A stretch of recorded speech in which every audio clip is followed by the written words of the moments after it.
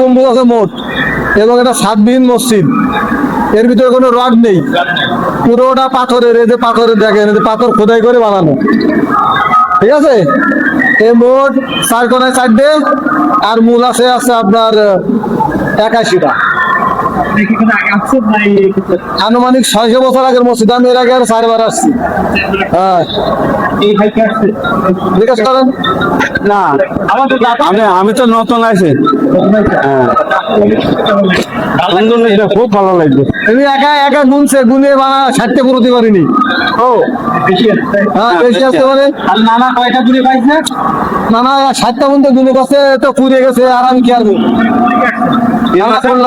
ওই পর্যন্ত 60টা আইছে খোলা ছিল মান থেকে।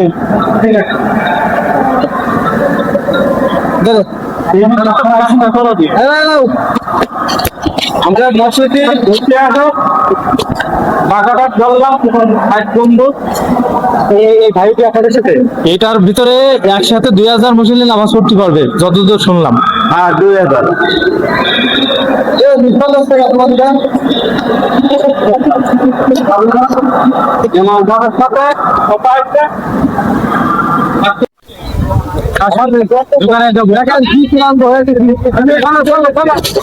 সম্পূর্ণ দিঘিটা একটু দেখাই দেন আমার সাথে। এটা 4-5টা আগে 4-5টা একটু ঘোরাই দেখাই দেন। ওইখানে একটা নৌকা আছে, আমি ঘাড়ি ভিজে দিচ্ছি একদম। 4-5টা একটু ঘুরে দেখাই দেন। হ্যাঁ, আসতেছি।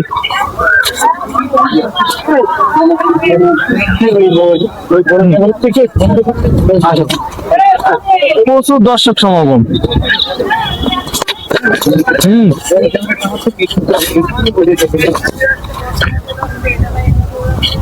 সুপ্রিয় দর্শক শ্রোতা, আসসালামু আলাইকুম। এই কি জন্য নাম এটা? কি জোড়া দিঘি? আইব ভাই, কি দিঘি জন্য নাম? কি দিঘিটার নাম কি জানো ভাই? এই দিঘিটার নাম হচ্ছে কালো দিঘি। ভাই এটা কাটি ছিল কিটা ভাই? ঘোড়া দিঘি। তো সুপ্রিয় দর্শক শ্রোতা, আমরা আছি এখন ঘোড়া দিঘির সামনে। প্রচুর দর্শক সমাগম দেখতে পাচ্ছেন। খুলনা, যশোর, বেনাপোল, কুষ্টিয়া, নড়াইল থেকে মানুষ আসছে দেখতে। আমরা এখন অবস্থান করছি দিঘির পাড়ে। এখানে প্রচুর দর্শনার্থী দেখছেন। আমরা সম্পূর্ণ দিঘির পাড়টি ঘুরে দেখাই। দিঘির পাড়ে কিছু দোকান রয়েছে। আগে এখানে অত দোকান ছিল না, কিন্তু এখন আরো বেড়ে গেছে। এখানে দাম নেবেন, দেখবেন আগে পানের দাম শুনবেন যে কত টাকা। আমি দাম তো শুনবেন নাকি? দেখছেন বন্ধুরা, আমরা 7 গম্বুজ ভ্রমণের প্রায় শেষের দিকে চলে এসেছি। পিছনে ঘোড়া দিঘিতে পদ্ম ফুল ফুটে আছে। পান কই দেখেন, নিয়ে নেন আগে। আসেন, আরো রেস্টুরেন্ট আছে সামনে।